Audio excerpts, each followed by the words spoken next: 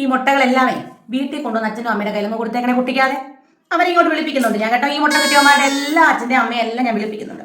അപ്പൊ മോൾ സ്റ്റാൻഡ്. ഒരുത്തൻ പരീക്ഷയ്ക്ക് വന്നിട്ട് അവന്റെ ഫോട്ടോ വരച്ച് ടീച്ചറിന്.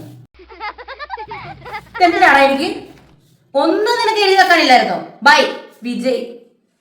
കൊള്ളാം, വിജയുടെ ഫോട്ടോ കൊള്ളാം. ഞാൻ ഡ്രോയിങ് ടീച്ചറിനോട് കൊടുത്തേക്കാം. അതിനെന്തെങ്കിലും നിനക്ക് കിട്ടട്ടെ. എനിക്കടാ അടുത്തവനെന്ന് പറഞ്ഞാൽ ഏതോ ഒരു ടീച്ചർ മലയാളം ടീച്ചർ കൊടുത്തേക്കുന്ന പ്രോജക്റ്റാന്ന് തോന്നുന്നു. ഇതിലൂടെ വെച്ചാൽ വിൻ ചെയ്ത് തന്നു. 5-6 പേപ്പർ തോന്നിട്ടെന്ന് വിചാരിച്ചായിരിക്കും. സ്കൂൾ ജീവിതം അല്ലെങ്കിൽ 2ാം വീട്, ഹാർട്ട് ബീറ്റ്, വല്ല ലവ് ലെറ്റർ വല്ല ആണോ? ഇതെന്തോ 2ാം അമ്മ എന്നൊക്കെ കേട്ടിട്ടുണ്ട്. ടീച്ചറാണ് എൻ്റെ അമ്മ. അതാണ് ഞങ്ങൾ സ്കൂൾ വിട്ട് പോകാത്തത്. ഇതൊക്കെ എനിക്ക് പരീക്ഷ പേപ്പർ നോക്കുമ്പോഴേ ഇതൊന്നും നോക്കിക്കൊണ്ടിരിക്കാൻ സമയമില്ല. അത് വായിച്ചു നോക്കാം. പച്ചപ്പൂമ്പാറ്റയോ ആരുടെ ഈ പച്ചപ്പൂമ്പാറ്റ ക്ലാസ്സിലെ?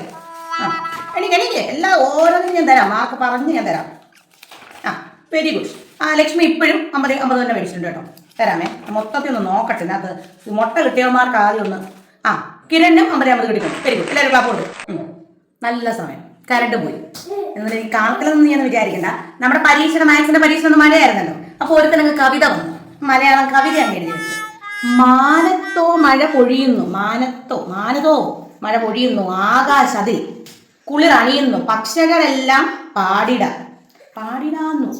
ഇതൊരു കാര്യം ചെയ്യാം. ഈ പേപ്പർ ഞാൻ ഹെഡ് മാസ്റ്ററെ കൊടുത്തേക്കാം. എന്താ ഇത്? നമുക്ക് സൂക്ഷിച്ചല്ല ബുള്ളറ്റിൻ ബോർഡിൽ ഇടാൻ പറയാം. എന്റെയൊക്കെ കാര്യം.